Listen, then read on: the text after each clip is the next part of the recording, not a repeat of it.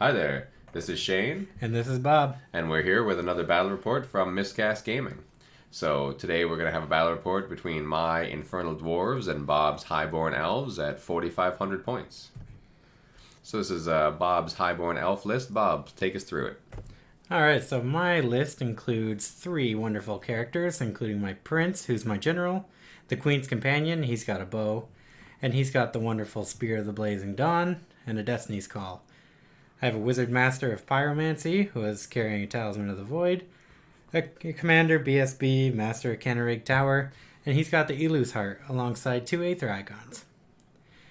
I've got a full unit of Sea Guard, well, two guys shy, 28, with an Aether Icon, 20 Spearmen, and 5 Lancers. 2 units of 10 Queen's Guard with Musicians, 2 Giant Eagles, a large 24-man unit of Swordmasters with the Banner of Becoming, and 3 Bolt Throwers. This is the first army I think I've seen that has 3 Aether icons in it, and definitely the first one I've seen with 2 icons on one commander. Well, for the low cost of 30 points, you can also get MR3 into any unit you choose. So for magic, my Pyromaster didn't really feel very strong here, so I took some supporting spells for him. I might be relying on the Master of Kennerig Tower for my magic phases against the Infernal Dwarves, but I chose the Hex Fireball, the Flaming Swords, and the Scorching Salvo alongside my Hereditary spell. The favor will prove to be key in protecting the elves this round. But then the Master of Kennerig Tower has the Protean magic, so between some Awaken the Beasts and Raven Wings, I've got a lot of spells to choose from. You have a lot of variety of your spells, so a lot of different options in your magic phase. Well, yeah, lots of options, always something to do with dice. Alright, I'm Shane, and I'll be playing the Infernal Dwarves. Um, let's see here. I've got my normal Infernal Dwarf list updated with the new points here. I've got my 4 characters, my 2 units of Slave Orcs, my unit of Hobgoblins, my big 20-man Citadel Guard unit with my big 30-man Immortal unit, and my 5 Kadim Incarnates. Against Bob, I'm really hoping to make a lot of use out of that Pyromancy Wizard. I haven't been able to get a lot out of him the last couple of games. And the Citadel Guard as well, I hope can reap a heavy toll. For my Wizard Master, I've taken Alchemy, and once again I've given him 3 spells and the Hereditary. I've got Word of Iron, Molten Copper. I just keep tricking myself into taking this against elves.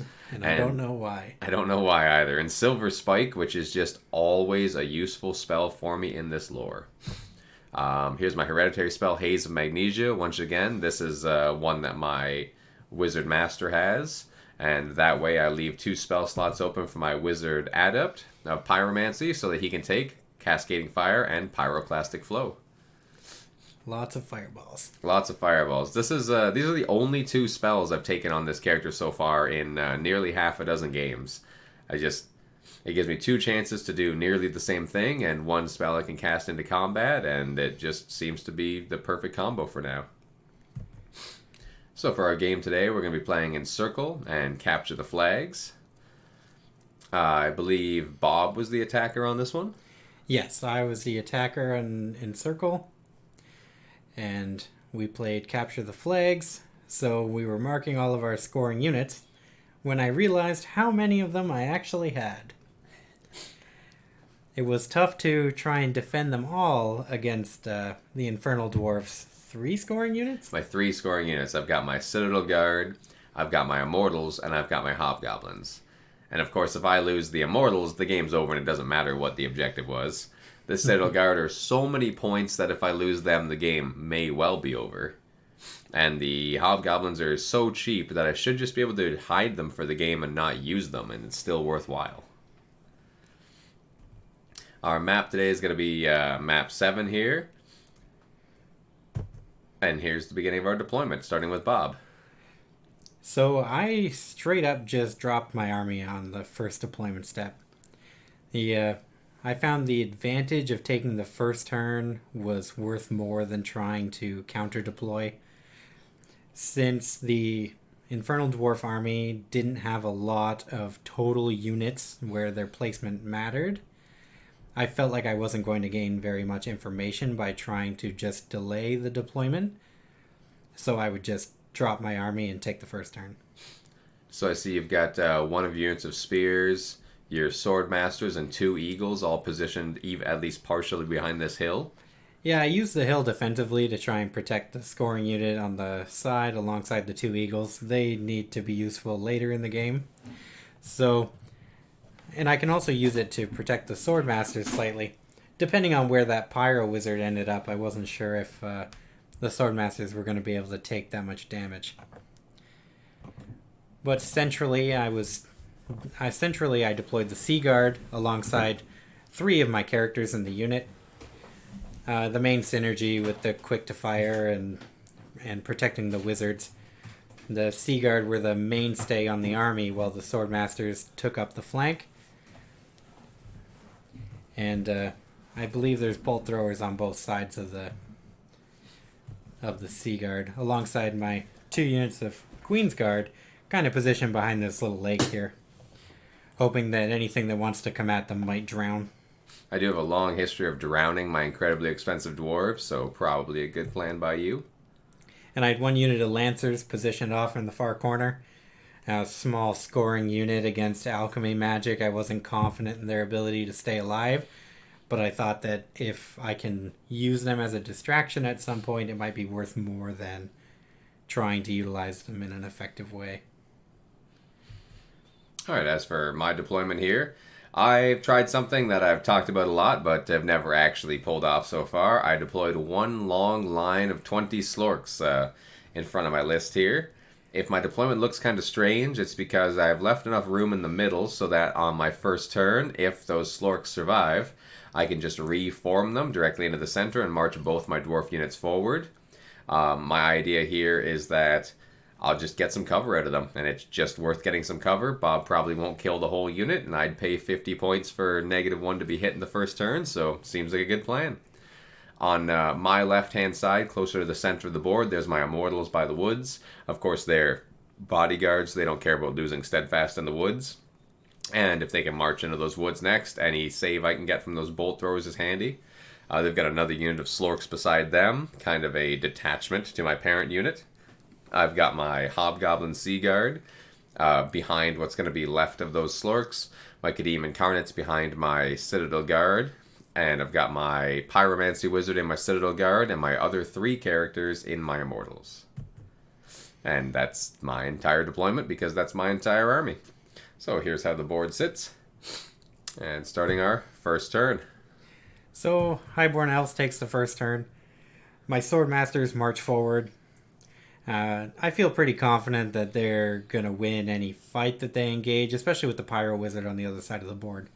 So I felt confident in pushing them forward. I kept my spear unit behind the hill. I can use those spear units effectively to fight off the small units of Slorks, but I didn't feel like it would be a problem over there, and I thought it might be better to preserve the scoring unit. My Eagles tried to maintain safety with moving one towards the center, but still in the rear of the army, hoping it could dodge some fire to get into a better position for next turn. The Sea Guard walked forward, being able to get in range for their bows on the first turn. And the Lancers didn't go very far, they're just hanging out on my side on deployment. My first magic phase, it was a pretty good phase. Say the primary spell here I got off was the Favor. Adding the extra Veil token and providing the extra defense is really the most useful thing I could have done in this early turn. Yeah, Bob got a good roll here, and it didn't seem worth it to fail stopping this and then let him get two spells off, so... Especially with the threat of Raven's Wing and such. Exactly. I don't want him to move those Sword Masters closer to me. And here's the Raven's Wing, which I will dispel. And I believe you threw a dice at Oaken Throne or some such. I think I got it. I think you got it too. So, moving into the shooting phase. So the Queen's Guard opened fire. Not spectacular results out of them in this game. The Infernal Dwarves are relatively resilient to flaming attacks, And with the built-in flaming attacks on their bows, it gave them limited effective targets. But they can shoot orcs. They can shoot orcs. It looks like they kill 7 orcs between them. Pretty good. The orcs will pass their panic check with a 10 because the Overlord is directly beside them, scowling. The Sea Guard open fire next and kill an extra Slork. One single Slork. And here's the Slork casualties. Some of them were killed so hard they popped straight off their bases. The characters actually added a lot into that into the shooting. It's just like a couple extra hits and wounds at a higher strength. It adds a seemingly large amount to the strength 3 bowfire. I think they on average at least double the damage that unit puts out every turn. It feels like it. So next we're going to move on to the bolt throwers. So I see you shot your archers first to kill the Slorks out of the range so that you could fire the bolt throwers at the dwarves. Yeah, well, the bolt throwers are more effective shooting the dwarves. The extra armor piercing, the more effective range. Lack of flaming. Lack of flaming makes them better targets for shooting dwarves. And I get a handful here. Yeah, 3 Citadel Guard down from 1 bolt thrower. That's 100 points. The bolt thrower is half paid for itself. Not bad. Alright, so here's my Infernal Dwarf, turn 1. So, now that my Slork line is devastated there, I'm going to move my Immortals up here into the woods.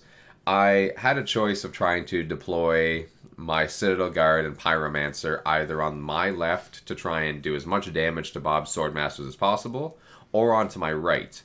And I decided to go onto the right, and my plan is to try and sweep up and kill the Queen's Guard and kill the Bolt Throwers, and just delay fighting the Swordmasters as absolutely long as possible.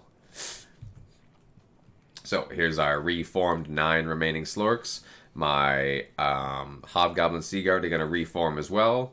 They're going to turn to face and they're going to start shooting into the Sea Guard. And my Kadim are going to move forward behind this line of sight blocking terrain.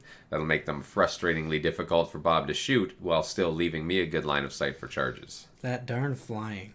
That darn flying. It's so good. So here we have the Hobgoblin Sea Guard turn to fire at Bob. Now, this seemed like a great idea in my head. I absolutely completely forgot my previous plan, which was just to hide the goblins and not lose them. Instead, I'm just going to leave them in a wide open position facing Bob's Sea Guard and both his characters. With not much better to shoot. No. And he'll be my first magic phase, phase 3, a reasonable phase. So interestingly in this game, both Bob and I have an item that takes a Veil token from the other person during their phase. It had an evening out effect, but it was just hard to get my head around every time. It was interesting how we passed it back and forth. So I'm going to start off with a Pyroclastic Flow into a Bolt Thrower. I'm a little too far away from most of this game for my Pyromancy Wizard and his unit compared to the icon of the Inferno. I don't get a lot of use out of that icon in this game. But my Pyromancy is still a pretty good choice to try and put wounds on these Bolt Throwers. It looks like I'll throw 3 dice at it and get a 15. For my first spell to turn, it'll actually be a 17. And I think Bob throws all of his dice to stop it and fails. And I failed. Which is it's just a great feeling, you know? And that'll just take 1 bolt thrower straight out. Yep, blew him straight out of the water. And considering that bolt thrower did 100 points of damage to me in 1 round, I'm not sad for him to be gone. Luckily, the other one passed its panic test. Did? I love when elves fail panic checks, so that was disappointing. My second spell here, I think I can get 1 for free now since Bob is out of other useful spells, and I'm going to throw a Haze of Magnesia down onto these Swordmasters. And that'll move us into Bob's turn 2. So, turn 2, let me start off by declaring a charge on these orcs on the flank of the Immortals. Now, I was still in the front, but I was pretty confident that I could kill all of the orcs and overrun to be out of any threat of the Immortals and force them into a really hard position of having my hammer basically behind his army. I knew that he couldn't reasonably hold this charge, and the worst case for my failed charge was to put me on this flank of his Immortals, so I felt like there really wasn't any risk to trying for this. I'm, of course, going to flee here. I somehow didn't really realize I was as close to Bob as I was. If it looked like he was going to overrun directly into my immortals with no support, then maybe I would have tried to stand there and let it happen. But knowing that he was going to try and run into my back line, there's just no reason for me to not run away right now. Yeah, so I took the fail charge and just... Move forward 4 inches or so. Yeah. For your next magic phase, this looks like you're going to move up a step and get magic phase number 5. Yep, a lot of veils to carry over, so this was a pretty good magic phase for me. Once again, I cast Favor. It's a going theme throughout the game. My first spell, I just throw a bunch of dice at it and see what happens. And now I'm getting a feeling for what it's like for my opponent to throw their Hereditary as their first spell on a high roll, and I'm just going to let it happen once again. The extra generation of the Veil tokens has been a minor benefit. Even though I'm not making a lot of use of the spell, I almost feel like it discourages some of the targeting within its range, knowing that it could be prevented so easily. Yeah, it's definitely the case. Some of the spells I might want to try and get off, knowing that he can just sub Veil tokens out to prevent that damage, it's just making me choose different targets. And you're going to throw an Oaken Throne as well. Yeah, so I throw out Oaken Throne as well. And I went for a Raven's Wing. Just repositioning the Queen's Guard. Them not being light troops or anything, their mobility is not great. But Raven's Wing can really make up for that, letting them get into better positions and mostly with lateral movement. So it's a strong magic phase for you. You got 3 out of 3 spells off, and you got to reposition your shooting unit. Yep, it was pretty effective for me, I felt like. I might have made a mistake where I put the Queen's Guard. But at the time, I was just bloodthirsty for those hobgoblins. Looks like your eagle is going to move up here behind your spearman. Yeah, the eagle's hiding behind the sea guard. Yeah, he's not effectively hiding, but... looks like I'm opening fire with some shooting. Firing some shots at Kadim's. Some pretty sad shots with the sea guard, but... Yeah, I think it's the closest pile of dice here was your rolls to hit, maybe. Yeah, it looks like it. Not a great success. I obviously just shrug that off and continue. Yep. So then I start to open fire into the hobgoblins, and the damage continues as the Queen's Guard fire, and the bolt throwers get a few immortals for my trouble, but nothing crazy that turn. Yeah, so not a lot of damage in your shooting, but a lot of spells off for position and the ability to prevent some damage next time. So I'm going to rally my Slave Orcs here, specifically because they're within range of both my General and my BSB. And then I'm going to do some moving. I'm going to, looks like, reposition this one Slave Orc unit, and then I'm going to fly my Kadims to the left here, over beside my Immortals. Seeing that the inevitable charge is coming from the Swordmasters, I want to have more of my combat punch over on this side. Here's my Citadel Guard. I think they might move up slightly. It's all about getting my Pyromancer in range there. I have C's on the far corner as well to try and reach out and get to those Queen's Guard. I tried to keep the Queen's Guard out of the effective move and shoot range of the Citadel Guard to try and keep them from participating with their guns. All right. So here's my magic phase number 4. I'm going to start off with a Pyroclastic Flow straight into this Bolt Thrower and direct the blaze to him as well. Just like last time. And this time I think Bob just puts the hammer down on that. Gotta dispel something. I'm going to cast a Haze of Magnesia over here on this bird, and then a blaze will go off, because of course the haze is coming from my Alchemy Master.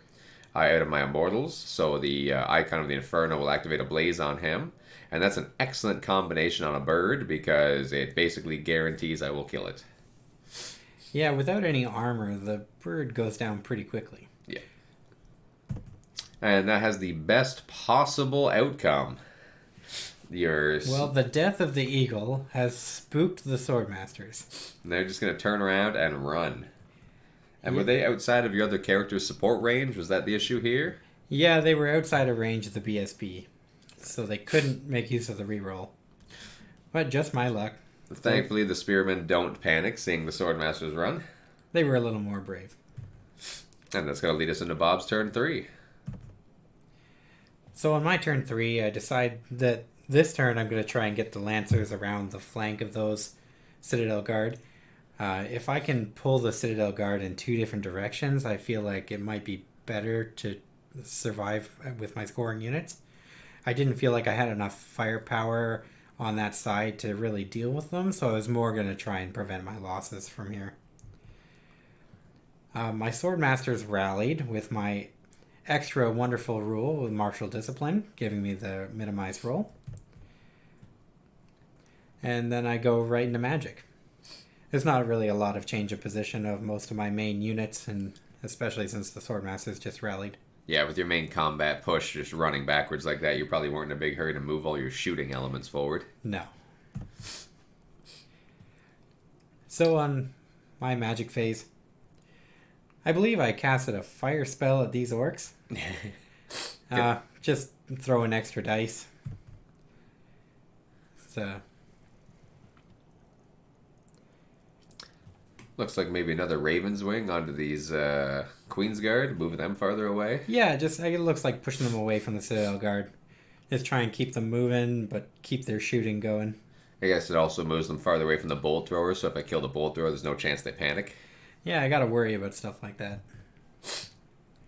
And here's your position of your shooting units after that. And I got Flaming Sword off on the Sea Guard. Right. So opening fire, I get into the Hobgoblins again with the Sea Guard, I think, this time. And that might have been one of your characters to start, actually. Yeah. This might have been your Sea Guard starting up. Yeah, so this turn I actually put some real damage into the Hobgoblins. Between the Sea Guard and the Queen's Guard, I decimated their ranks. Yes. You've got that bolt thrower with a couple of wounds on it, killing... He survived that pyroclastic flow, so he's got to take his toll in Immortals. He did, so here's 2 more of the Citadel Guard dead. It's about 70 points for him, so he's not actually falling too far behind. And it looks like there's the board after the end of that turn. So there's, I believe, 5 or 6 Hobgoblins remaining, and I've realized that I have moved them up there to die for absolutely no reason at this point, just giving Bob a place to put his arrows. It seemed like a much better choice than trying to shoot at dwarves in the woods. And is possibly a bit more shooting. A little more shooting to take off a few Immortals. And my turn 3. So, seeing that Bob was indeed trying to run along my side with these Lancers, I'm going to jump my Pyromaster Wizard out of that unit, and I'm going to turn my Citadel Guard to the side to fire at the Lancers. My specific hope here is to kill 2 of them. I always want to kill 2 to cause a panic check. One of them would be nice because it would mean they don't have a rank for any combat res that comes up later, but killing 2 of them and causing panic is the goal. Jumping that Pyro Wizard out is a pretty ballsy maneuver, but at this point I've killed almost all the shooting on that side, and I've got 2 pyromancy spells I can throw into that last bolt thrower, so I just need to make sure that bolt thrower is dead. I'm well hidden from the other bolt thrower, and the Queen's Guard, I actually might be hidden from them as well. The beginning of this turn, you charge the Queen's Guard with your Immortals. And it was a long charge, but I chose to flee. I just didn't want to take the risk. I will regularly try insane charges like that because the payoff is so big if I just happen to get there. But those Queen's Guard fleeing through my Sea Guard actually ended up causing me more trouble next turn. At least they didn't cause you a panic check. True. So here's where my Immortals are going to end up. They're not so worried about the Swordmasters because they're still out of position, and if Bob wants to charge me with the spears, then that's much better for me than the other way around, so I don't think he's going to do that. Seems unlikely. So I'm going to start off with a Cascading Fire. I've got 2 Pyromancy options, and I figure I'll throw the low casting value with a small amount of dice with the +2. And then that might just be enough to kill the bolt thrower on its own. If Bob decides to stop this one, then I've got lots of dice to cast the higher hits one. And so I dispelled the low fireball because of his relatively low roll meant I could save a few dice. And then I think I'm going to 5 dice this one. I'm just going to grab the rest of my dice and throw it at this because I absolutely need that bolt thrower to be dead. Well, the risk of not killing that bolt thrower is pretty high when you're standing out there as a naked character. Yeah, that one bolt could just kill me. I've only got a 3+ save, so those single bolts are giving me a 5+ save. The potential's just there for Bob to roll well and me to lose that whole wizard. Sure, I could throw out my dice and miscast and lose him, but at least I'd kill the bolt thrower. And then, in the shooting phase, my Citadel Guard are going to fire sideways here, and they're going to kill 2 of the Lancers, which is the nearly the best case scenario. And then they're going to panic. I haven't had much luck with panic tests throughout this game, but they immediately panicked and ran right off the board. So with no Lancers on that side, no Bolt Throwers on that side, and my Pyromancy Wizard just free to do as he wants, I'm feeling pretty confident on that side. So we go into Highborn Elves turn 4. I take a long ball charge here with my Spearman unit. I'm feeling like here's a small chance to try and win the game. If these spears connect into the flank of the Immortals, I'm gonna cause a leadership test, and they're gonna be stubborn, and they're gonna have their general's leadership. But if he fails that test, then it's pretty much game over. And I thought the risk for doing this is pretty low, because I'm not even in his charge arc. So even a failed charge is not going to bring me so far out of position. And I'm on a hill. So you do get to re-roll that charge distance. So I went for it. But it was a little too far. Alas, I didn't make it. But once again, that's not punishable by me. I don't have any range at that side to take advantage of that, and you're still out of my line of sight, so there's no harm in trying. The Swordmasters finally march back into the battle line. I kind of lost the ability for them to control that flank, so now it seems like I'm getting ready to take a charge. With my remaining eagle flying out into the center of the table, he's going to buy me the turn that I need in order to slow down these dwarves. If Shane decides to come at me full tilt, I need to be ready. Here's another perspective there with that eagle in front of the Immortals. Say my Queen's Guard that rallied behind the Sea Guard. They kind of jammed me up slightly in the sense that my Sea Guard were deployed to like 10 wide. And usually at this point in the game I can reform them in order to take a charge better. But with the Queen's Guard in that location, I actually couldn't reform into an extra rank. Oh, you can't add any ranks because there's not room behind the unit. So these Queen's Guard rallying here actually caused me a lot of trouble in my movement phase. But I did feel like I might have had a way out with my magic. I put a lot into this Raven's Wing. I was going to shuffle these Sea Guards so that they can take position next turn and not get obliterated by the dwarves. Another favorite melodies off on your Spearman here. Yeah, so the favor following the wizard, it was pretty important in protecting them. And I felt like if they were going to get into a combat, I pretty much needed this to work. And I don't know if this is from magic or shooting, but looks like you managed to do a couple of wounds to the Kadim. Yeah, a couple. It probably isn't from magic, considering my only magic missiles were fire spells. And the Kadim post that wonderful 2+. It had to have been from shooting. So, probably just that one bolt throw on those Sea Guard characters. Yep. And that takes me into my turn 4. So, my first thing I'm going to do is with my remaining Kadim, I'm going to charge this Eagle. Now, I feel I have total control of the right flank with my Pyromancy Wizard and with my Citadel Guard. I have the thought here that maybe what I should do is just slowly advance with that Pyromancy Wizard and those Citadel Guard. Just try and kill all of those Queen's Guard and just try and win this on points and secondary objectives. But instead of backing up with my Immortals and Kadim and playing defensively, I'm going to do the opposite thing. And I'm just going to go directly into Bob's trap at full speed. Yeah, so not what I expected, because I felt like he had control over the ranged output in this game. With my inability to deal high amounts of damage to his scoring units, if he successfully protected the Hobgoblins for the rest of the game, there's no way I can win on secondary. If this was a tournament and a small win was better than a big win, I probably would have went for that. But as it's a basement game, I want that 20. So I'm going to charge him with the Immortals on this Eagle too, and they're both going to get in, and they're going to crisscross on the way in so that the Immortals actually end up on the far side and the Kadim end up closer up. So this was an interesting position. When I first saw the Kadim charge, I wasn't sure what to expect. Because I know the Kadims didn't line up well against the Swordmasters. So the position I was not sold on an overrun. My initial thought here was I was going to overrun my Immortals into the Sea Guard and my Kadim into the Swordmasters. My Immortals, I thought, could beat the Spearmen in the first round. Bob's Greatsword or Swordmasters would destroy my Kadim, but then he wouldn't be able to charge into my flank immediately, giving me the time I need to finish off those spears. That was my initial strategy here.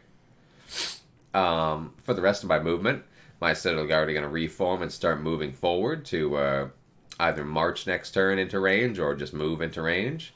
And my Pyromancy Wizard is just going to run right out here and start slinging spells. It felt pretty hard to try and get rid of him, considering my flaming shooting. His Infernal Dwarf armor really helped him out there. Yeah, wounding me on 5s and giving me a 4-up, 5-up for every shot you fire is not great math for you. So it looks like I'm going to start a Pyroclastic Flow on this closest unit of Queen's Guard and direct a blaze at them as well. So I used the favor here to prevent a little bit of the damage. I think that saves you 4 models, is it? Yes, sir. So I killed 2 as opposed to the 6 I was hoping for, which is not quite enough for a panic check now. And thus I don't have to fail it. So here's my overrun. I've killed the Eagle. My Immortals have overrun into the Spears. And then I've had a change of heart. I'm actually not going to charge the Kadim in. I'm thinking maybe I can charge the Kadim into the flank of the Swordmasters in a future turn to help get myself out of that combat. Not sure that's the right decision, but it's the one I made at the time. So let's see how that goes. Here we have Bob's turn 5. Well, turn 5, since my spears caught the dwarves, I might as well close the door here with the Swordmasters. With the flank charge of Swordmasters, I feel like they have a pretty strong output against these dwarves. Being able to ignore their parry on the flank seemed really important. Yeah, being able to hit them on 2s really helps. So my Queen's Guard shuffle around, mostly trying to not die to that Pyro Wizard running around by himself, while also looking to try and get range on those Hobgoblins who are trying to run from the back. It also looks like you might have opened up a line of sight between your Bolt Thrower and him. Yeah, opening that line of sight. That last Bolt Thrower. Just gives me one more shot to try and take him out. And here, you move your spears up to block my Kadim from charging into the flank of your Swordmasters. Yeah, so my spearmen here are physically blocking the location that those Kadims need to charge, so there's not really much for them to do besides charge the spears.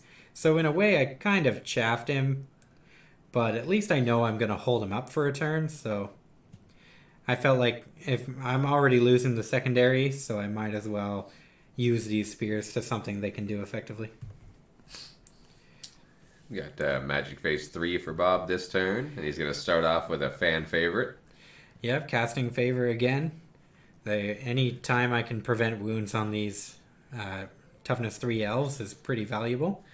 You try and awaken the beast, and I think this is the one thing I was absolutely trying to stop, was stopping your +1 strength buff on those spears. Yes. Not so much on the spears or on the Swordmasters. Either way, the benefit is huge. That +1 strength and +1 AP is really valuable against the dwarves. Moving on to shooting, we've got the Bolt Thrower taking that long ball shot. That long ball shot, and I hit, and I wound, and he takes 2. Whoa, this is spooky. So I was just 1 shy. I'm trying to figure out where I can find that extra wound to finish him off. So the Queen's Guard are a reasonable choice, but they're going to decide, I think, to start shooting these Hobgoblins, looking for that panic check. Yeah, any kills on those Hobgoblins is going to cause panic, so I'm just trying to get anything I can out of them. So I think your depleted unit kills 1 out of 5. Not quite enough for that panic check. Yep, close. And then we're going to move into the combat here, and this is going to be ugly for me. Yeah, with the Spear of the Blazing Dawn on the Prince in that unit, the damage output against the high armor save dwarves is pretty high. And Swordmasters always do good at killing everything, so Yeah, this was going to turn into a lot of damage on the dwarves. as a counter elite infantry unit on the flank of my unit, they're going to put out a lot of hurt. And Bob's got that Favor of Melodies off to prevent those wounds to himself, and that's going to matter a ton. So probably the Swordmaster's going first here. Looks like a solid 7 Immortals. That's a lot of Immortals. That is a lot of Immortals. It's well over 200 points of dudes. And here's where the unit stands then. One more punked out probably by a character. Yeah, just some extra casualties from characters or spear attacks. Another probably random character there. Or that might have been the spears as well. So Bob's going to hold in that fight. I think he's actually going to win that combat pretty significantly. The Favor of Melodies really helps him with that one there. Not to mention all the static combat res he has. Not as much static due to the loss of the ranks, but still enough kills on the Immortals to really force out the advantage. So I'm going to make this charge here. I'm going to try and charge these spearmen. I've done the math, and it's unlikely. It's possible that I could break them and run into the side of the Swordmasters. But with the Kadim being a flying light troop unit, I remember that even if I killed him down to 9 models, I don't have 1 rank. I would have to kill him down to 4 models to make him not steadfast. And that being the case, after I make this charge, I'm going to realize that there's no way I can break him on this turn. You've got to kill 16 elves in order to break them this turn. That's true, and that's not in the cards for me. So right now I'm realizing that charging the Kadim into the Swordmasters would have been the much better plan. This idea seemed like it would have a bigger payoff, but Bob, of course, just counterplayed me here. I'm going to jump that Pyromancy Wizard right back into those Citadel Guard. He does not want to die. Yeah, gets those 2 wounds on him and goes slinking back to his unit. So for my turn, I'm going to start with Word of Iron on my Immortals, and I'm going to throw 5 dice at it immediately. Just all 5 dice. If he blows himself up and dies, the unit is dead. But if I don't get this off, the unit is also dead. So may as well go for it. Got a pretty respectable roll here. Looks like an 18 with my Wizard Master bonus. And I think Bob throws dice to dispel that, and it does not work. I failed, though. So, thankfully, I've now got that 1+ armor up on them, and I'm going to alchemical fire the unit of swordmen or the unit of spearmen ahead of me.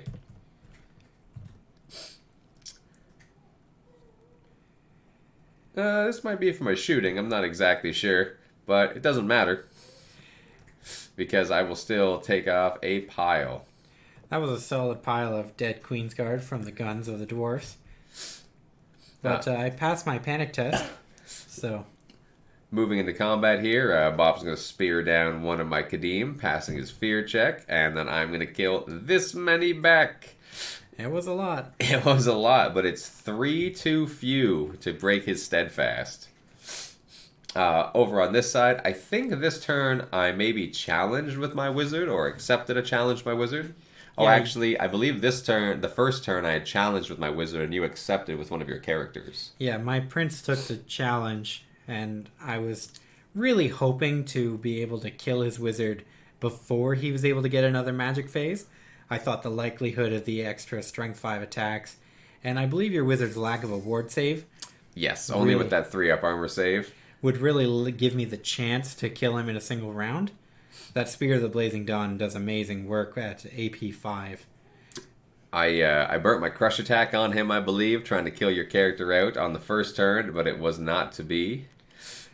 But, the wizard survived the first round of combat, but in the second one I finished him off, and I believe I got a bunch of overkill. I think so. I think I had 1 wound left, and you got 4 points off of him total this round. So that does save a bunch of Immortals from dying, but I do no longer have that wizard. So over here we've got the Swordmasters going, and they're going to kill 5 Immortals. So a little less than I would like, but that's due to the Word of Iron.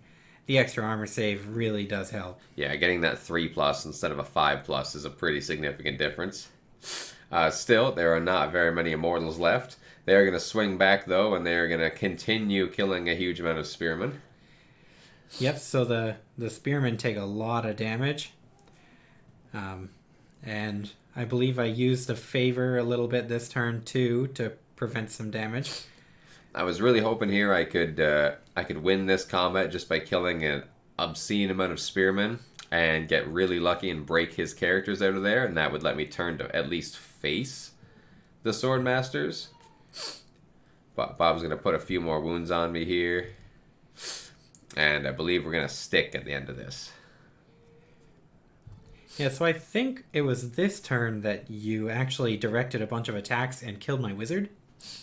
You killed my wizard master out of that unit. So now we're both lacking wizards. I still have the master of Cannerig Tower standing in there, as your pyro wizard is on the other side of the table. Right.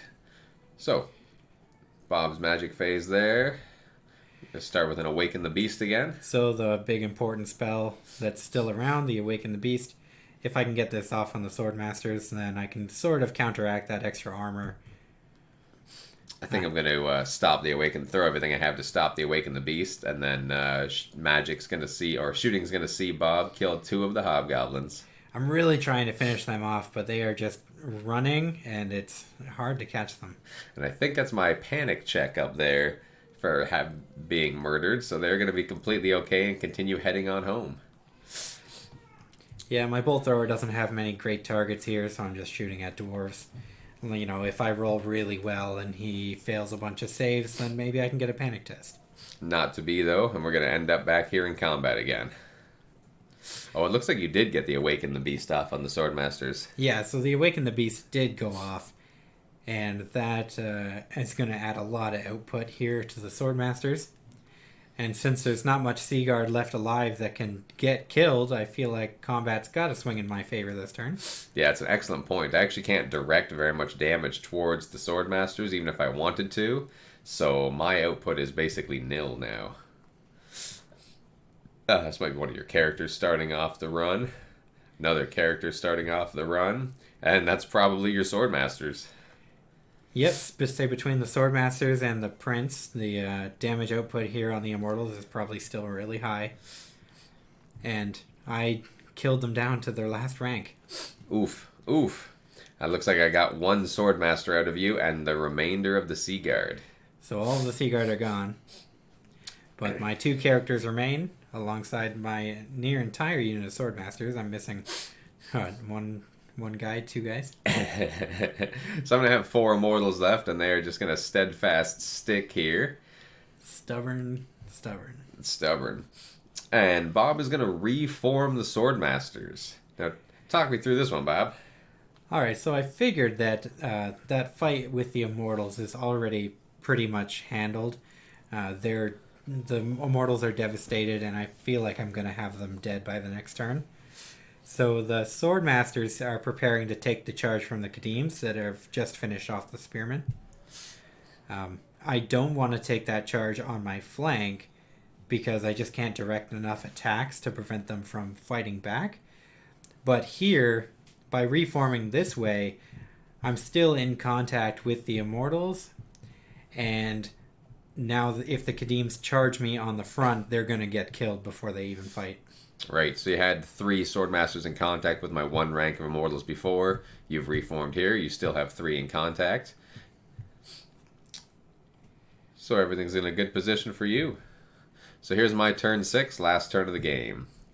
So, I'm not going to charge into that blender face first. There's no reason for me to throw those points away. I'm just going to charge over here and kill these last 2 Queensguard. Yeah, I figured there's no point in fleeing since I'm already below 25%. If I'm going down, I might as well make him make the right charge roll. That's true, because if you declare that flee, you'll be worth no points, I believe. Yeah, below 25% and fleeing is basically dead. So, over here, I'm just going to run this Pyromancy Wizard out of his unit again, back around the corner, and he's going to get line of sight to these other 4 Queensguard. And then I'm going to move into my magic phase, and it's going to be phase number 8. So I'm going to start with a Pyroclastic Flow onto these Queensguard. which I think Bob dispels, but then I'm going to throw a cascading fire onto them, and that's going to finish off the unit. Yep, that was a good cascading fire. I hope that the extra lack of the D6 would have mattered, but you rolled pretty decent, and with only 6+ armor, it doesn't take a whole ton. So over here, into the combat that matters, Bob is going to go, and he's just going to kill the rest of the immortals. That was mostly the prince. His ability to kill armor save relying units is pretty good.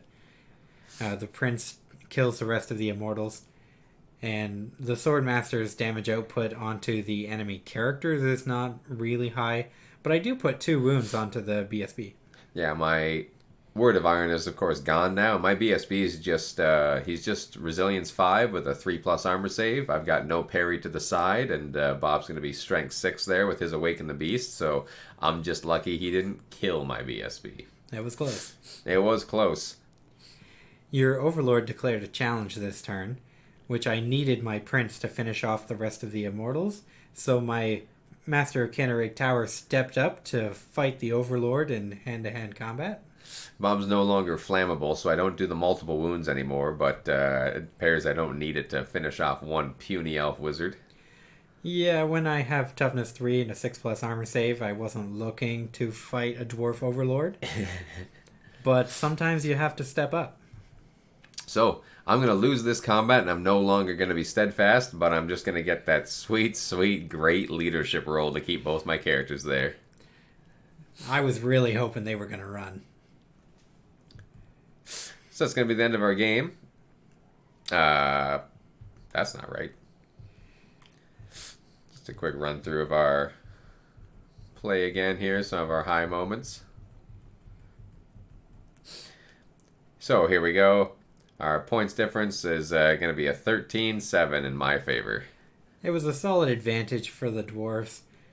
I felt like I couldn't do enough ranged damage to his army to impact most of his scoring units. It really led me into a hard spot with the secondary objective. I had lots of scoring units that were specifically good targets for his Pyromaster, or his Pyro Wizard. And it didn't pay off. Yeah, so winning that secondary objective is going to put me into a 16-4. Sacrificing the Immortals directly into that blender and then not making that Kadim charge to support them was probably not the right call. I didn't think it was the right decision. It seemed like the fun decision, though, and it definitely made some nail-biting moments. So it turned the game a little bit more violent than it would have been. So, that's our game this time, and you guys will no doubt see us again. So this is Shane. And this is Bob. And we've been Miscast Gaming. Thanks for watching.